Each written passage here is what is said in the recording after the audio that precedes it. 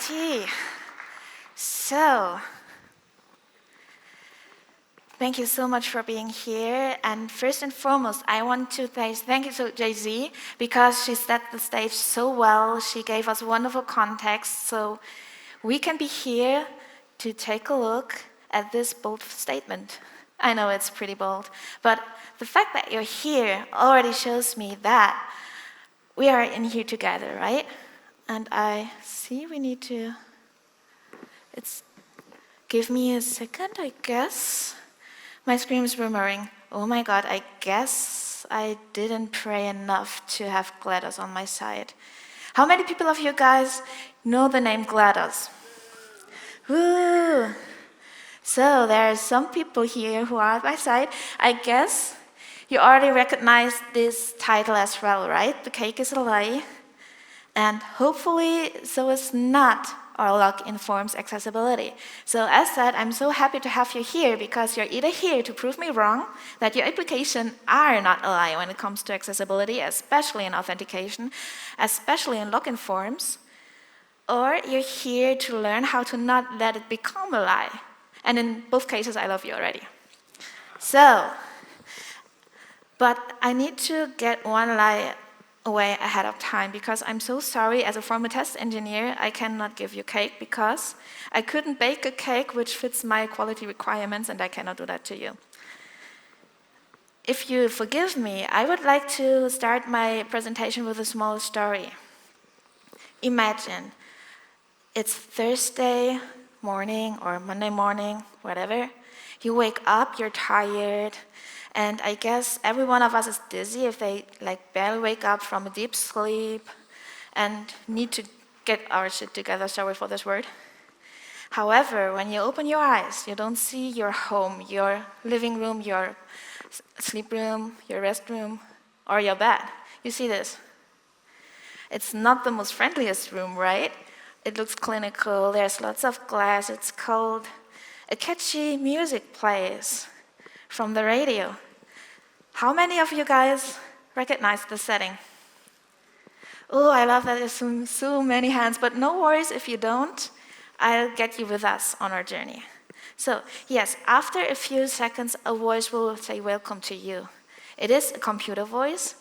I guess I would define it as female, which is a little difficult for an AI construct, but it sounds like that, so I keep it as that right now. And, well, still, you feel confused, you feel without any orientation, and you feel lost because you still don't know, why do I get here? How do I get out? The female voice will start citing security information, and you assume it's important because if you don't adhere to those security informations, may it be dangerous? However, as soon as she gets to the point, it blacks out, goes bzzz, or it goes to Spanish, or basically insert any language you don't understand right now. And even if you understand it, it's something around the lines like, please refrain from any failures because of failure, thanks. Thank you for your help, computer voice. That helps us a lot, right? So yes, all this doesn't help us with our feeling of being lost. I used this metaphor to describe a certain feeling. And I think it's a wonderful metaphor for the lack of accessibility because it describes pretty well what happens if you use an inaccessible app while having a disability. And this is basically why I choose this depiction of this clean but confusing and weird room. And there's another reason why I chose it. I guess all of you guys who raised their hands before already guessed it. It's not a random room. It's the starting sequence of the game Portal. The game Portal was developed by the publisher Valve, which did Steam as well, the platform. And it was in 2007, and that makes it almost 20 years old. And I don't want to think about it because now I feel old. Well, let's not get into that. So the game is a first-person puzzle platformer. So you try to solve puzzles which are located inside of a scientific facility called Aperture Science. And you try to solve those puzzles, which means progress from room to room to room, by creating portals. So you have a gun, which is called the Aperture Science Handheld Portal Device. or in short, portal gun, which creates portals, which are like entrances and exit doors, connecting one place to the other. So this way you teleport yourself by going through those doors, or teleport certain objects. And yes, you navigate as a player those series of puzzles room called test chambers by strategically placing those doors, those portals. And by doing so, you will be challenged and haunted by those AI construct voice called GLaDOS. And she's pretty sarcastic, which makes it sometimes even funny. But she's not the nicest person. And I don't know if we can trust her because she promises us cake if we get through all of those test chambers, through all of those puzzles. Yes, this is basically the environment, the general way of playing Portal. And let's move this Portal setting to the real world. And this is why I call our first test chamber our first level 0, because this spawn point, the starting point of the game, is not technically a room, right? You can just go through it and get to the first level.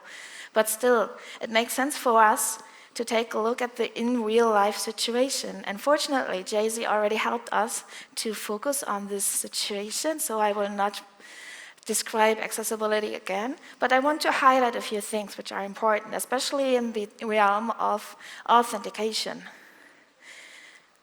And why I already went for Portal to begin with. So the test facility, Aperture Science, is a wonderful metaphor for application. May it be a website, may it be a program, may it be our project.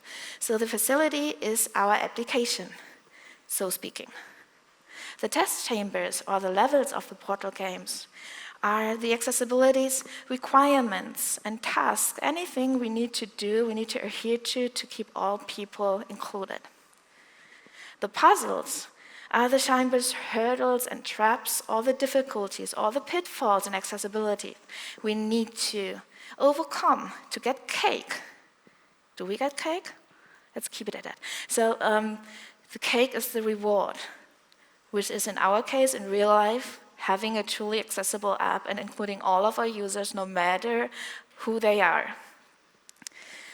And this is the direct parallel in between Portal and accessibility, but I also want to highlight the meta level, if I can call it like that, because we are building portals, we are building doors, we are building pathways to a goal, which is basically accessibility, because we don't want to leave anyone behind. We want people to join us through those pathways, right? So I think Portal is a wonderful allegory, especially as it's really important for anyone. Casey already talked a little bit about what disability means. It's not only being blind or being deaf or missing an arm or something. I guess every one of us have a disability at some point. I see some people like me wearing glasses. Think about this checkup at a doctor where you get eye drops and you get so sensitive to light that you cannot read any screens anymore. Even with sunglasses, it's really difficult for you. So you are situational blind. You don't need to have glasses. If you ride a car, you should not look at screens, hopefully, right? So there's a disability as well. It only needs a loud room, a broken arm, or if you carry a baby to be disabled. And you don't want to be that person locking those people out of your application, like literally. If you basically deny them the possibility to log in. So yes, the cake is a lie. The famous quote of the game where the cake is always promised by GLaDOS, but not the cake that we think we would. Or would we? Anyway, let's not be that person. Let's prove that accessibility is not a lie, especially for this small application I built. We will take a look at it together. It's simple on purpose, so I built it with React and Vite and tried to have it as simple as possible, to have it showcase things you should not ever do. The main branch is the fixed one, so if you want to refer back to our examples, we will cover in a bit, go to the main branch. And the don't branch will be the starting point of my live demo, so please join in on praying to the live demo bot, or to GLaDOS to not appear. And important to highlight is, just don't do the things in it. The title is there for a reason. All right, so this brings us to our first test chamber. And unlike in the Portal game, we will get a companion a little earlier. our best friend, the screen reader. And just to be super clear, unlike in Portal, we will be kind to our companion cube. We will not leave it behind. And if I'm a companion cube, hopefully you don't leave me behind as well. We will treat it well because it's our companion cube and it's kind and it's wonderful and it shouldn't be discarded. Really important to know. So yes, a companion cube, a screen reader. Because this is a MacBook, I'm using the voiceover functionality because it's a built-in screen reader, but I'm pretty sure that Linux and Windows do have their own screen reader as well. There might be differences in the short keys, but still. So yes, all of those tools will describe a lot what appears on the screen, no matter if it's an element or text, no matter what's in your document. So yes, like Portal Companion Cube, the screen reader will accompany us and help us. So I want to invite you, as long as I'm switching to mirroring, so there's no secrets anymore on my screen, to close your eyes and do the challenge together with me. So we'll close our eyes. We will go to a private window just to make sure that we're not having anyone disturbing us. And then I will type in a username. I go to the password. I open up the screen reader by using Command and F5. VoiceOver on there Chrome. It is. Login accessibility. Google Chrome. Incognito. Password. Window. I tap to the Secure login edit button. text. Link. Login. Button. You are currently on a button. To click this button, press Control, Option, Space. And I click Control, Option, Space right now to go for an error inside of the login form. Login. Character palette. Character This is not what I wanted to do. Password secure edit text. New try. I try it again. You heard this little tick, which signals that I indeed pressed the login button. However, link, login, I button. do it again. You still don't hear anything, right? This is unfortunately correct. You can open your eyes now. We failed the login, which is normal because I didn't enter a password. However, if you are non-visual, you would have no indication that you're not logged in right now because the screen reader didn't tell you. And even if you remember that there's a dashboard behind the login screen and you cannot access it, you still don't know why it failed, what to do to fix it. So let's fix it together. To quickly summarize the problems, voiceover off. Turn off the voiceover because we don't want to be told anything. So, to sum up all the problems, the user is not informed when there's an error. The user is also not informed which fields are required. They don't know that there's an invalid field in it. And the error message, even if they find it, it's not connected to the input field, so it doesn't know where it relates to. And last but not least, we're using placeholder as label, so the screen reader cannot recognize the input field correctly. So let's fix that together. Real quick, we are here in the source folder. We are using the login form component here to have the full login form in place. And in it, the input field is important, which is here. This is the component for both the password and the username. And we will take a look at the alert as well. So let's open up all of those. Login and input, and collapse here so we can see a little more. I want to start with the alert itself. So the screen reader will read out the error message when we log in. So let's go. This is the CSS file. It's not completely the wrong one. There we go. So we have a div element here which contains the error message. And to have the screen reader recognize it, I will add a role tag, the role attribute. And we will use the alert because it is an error message, it is an alert. Let's go back to our demo and see what the screen reader reads from it.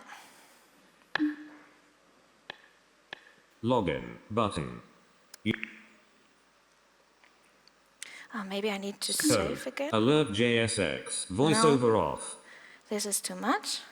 Let's go back, reload, and do it again. Voiceover on link. Login button. Login error. Yeah, it You says are it's a currently login on a error. button. Voiceover off. So at least we do know that the logins failed, but this is not enough, right? So let's take a look at the fields here. As said, we do use a required field handling right now. You can see that it should not be blank. But we shouldn't rely on that because sometimes native browsers don't support it completely when it comes to the screen reader. So let's be super careful when it comes to that. Go to the input field and use the array tag called array required. So we will see what Jay-Z already introduced us to. Array required, and I want to map it to the required handling we already have in place, which is a property being passed down to the React component here. So let's set it to required. There you go. But that is not all tricks I want to do. I want the screen reader to read that the field can be invalid, for example, with an empty password field. And therefore, I'll go for array invalid. I want it to be dependent on the error message because I assume if there's an error message, we will have some kind of problem. If we have an error and there's no error message, we have a different mistake done at some point. So let's make it dependent on the error message. The error message element is here, just so you know. We will get to that later on because there's a third array tag I want to use. It's called array described by, and it will link the error message from the field, this one, to the corresponding input field. So let's go here, right? Array described by. Again, I want it to be depending on the error message. There you go. If there's an error message, I want to map it to the error message itself. So there's the ID here. So let's go for the template string.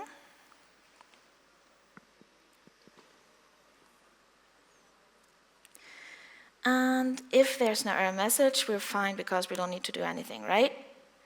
All right, last but not least, I go to the overall login form and quickly change the placeholder to label. Placeholders are meant for additional information, not for actually labeling, right? So you always should keep that in account. I'll be a little quicker here because I'm seeing the time. But yes, let's double check that everything's saved, so the live demo will show us that we're fine. So, reload. If you want to, you can close your eyes again if you're comfortable with it, and listen what the screen reader does. Like before, I will enter a correct username so we have a basis of comparison, and then I will turn the screen reader on now.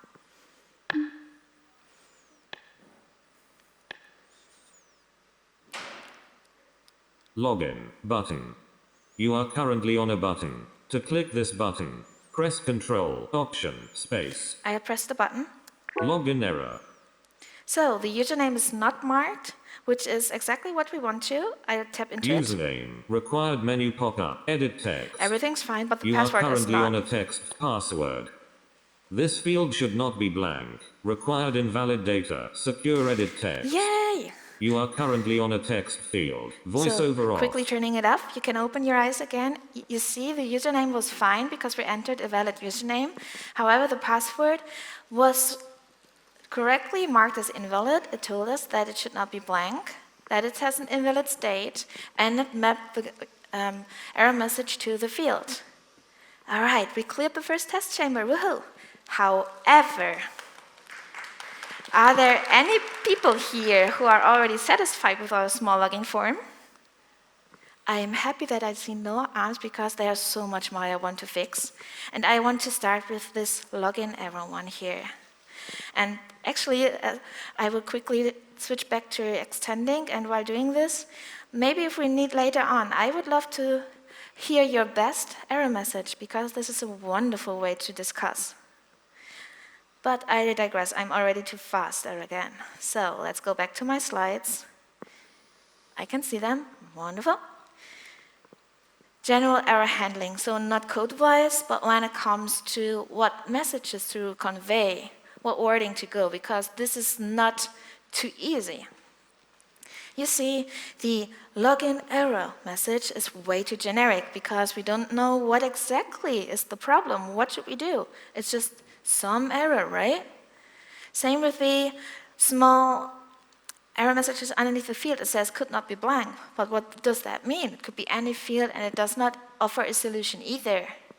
And last but not least, and please ask me later on, for a small anecdote, a small story I had while live streaming Portal 2 co-op mode, because I did it with a colorblind friend of mine where I didn't know yet that he was colorblind. And this is the point when it comes to the borders. We people might see them as red, but not everyone does. So we need to add something. Ask me for the story later. I would love to tell it, but timings. Well, the first thing I want to fix is the general error message, for example, to unable to log in, plus fill in all required fields, because this way we have the reason of the error inside of the message and how to solve it. Second one, for the field error messages, I want to add instruction on what to fill. For example, please enter your username, not just should be blank or something, or add the @ if it's a invalid email address. And last but not least, I add small warning signs. So a colorblind user can see what input field is the culprit. Well, Ramona, you might ask me, be careful. Because could you overshare your information? Exactly, we don't want to invite GLaDOS in, right? She's already sarcastic enough, we cannot trust her. So if you go for too much information, you might invite your attacker in. Because if they brute force their way and you say like, okay, the password is wrong, they know that the username was right. So please, it's a delicate balance to share enough information for people to know what to do, but also not to make it easier for attackers. So let's discuss this one. I would love to hear your perfect error message or perfect error handling in this regard. Next one, I'll be really quick, because Jay-Z already told us wonderful things about semantics. You should really think about using those, like making it more understandable, your HTML more understandable for users, for fellow developers, because a div could be anything, but also for the screen reader, because they can read out what it is, but also for Google. Search engine optimization loves semantic HTML, so there's lots of upsides to go for a header if you use a header, or a figure if you have a diagram in, or a graphic and the thick caption for the caption. So instead of relying just on divs all over the place, in worst case, not even using a row. As an avid keyboard user, I want to talk about the next test chamber as well. We're already in the 4th level. It's keyboard navigation. I love to use my keyboard to navigate quickly, but blind people need to use the keyboard as well, so please mind it. And also, if you're not completely blind, but you maybe lost your glasses, you should mind focus indication as well. Here in our application, it was really hard to see if we focused on the username, like here, or even if I click the login button, you could see no focus indication whatsoever. And that's a problem, right? So let's think about a different thing and try to avoid going for outline none. Yes, in the outline, there's a wonderful alternative. Use the outline property properly and think about an additional offset, like I do here. So you can see I'm going for an outline. It's still the primary color, but I'm adding a slight offset. 2 pixels are enough. And you can see it's way more obvious which input field has focus. And same for the login button as well. You can see where you're basically working with right now. Yes, we cleared the 4th level. Next test chamber is our authentication specifics. Because yes, all of those advice I gave to you is important for a login form. But there's way much when it comes to authentication as well, right? And we need to be specific. So let's take a look what guides we might have. Unfortunately, as Jay-Z already told us, there's the Web Content Accessibility Guidelines, WCAG, and I want to zoom in on a certain success criterion they have. We will start with the minimal one. I guess for the extended one, because there are actually 2 criteria. We don't have enough time, but let's keep it for minimal right now. And take a look what it says to us when it comes to authentication and logging in user in an accessible way. And the first one, how many of you guys use password managers? Wonderful, I love them. I love that so many people use them. And I guess you can relate to me if you're annoyed if we are not able to copy-paste a password into fields. And this is important. Even WCAG says us to not ever disable paste functionality in password fields. And it's not only important for password managers, it's also important for people who might have a cognitive disability and cannot take too many passwords inside of their minds. Or if you have a motoric disability like a broken arm and you cannot type that well. Always keep it in mind. And I know a few weeks ago there has been a click-jacking angle. I wouldn't call it attack because you need a malicious site for it, but some actors had hidden input fields and listening to the paste functionality in password managers. But even OnePassport themselves, they told us to not disable paste functionality because it is less secure and less accessible. So please still keep it enabled and don't disable it. I'm a little too fast, sorry.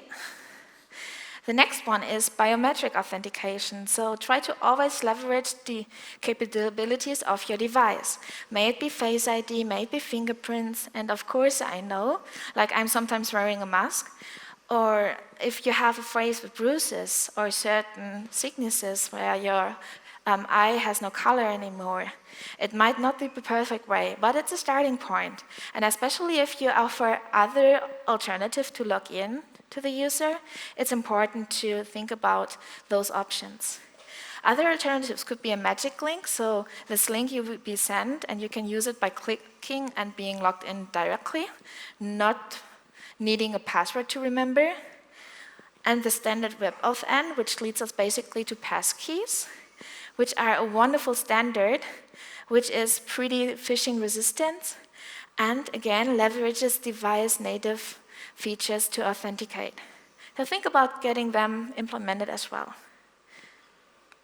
So what do you think about this screenshot? Are you annoyed by stuff like this sometimes?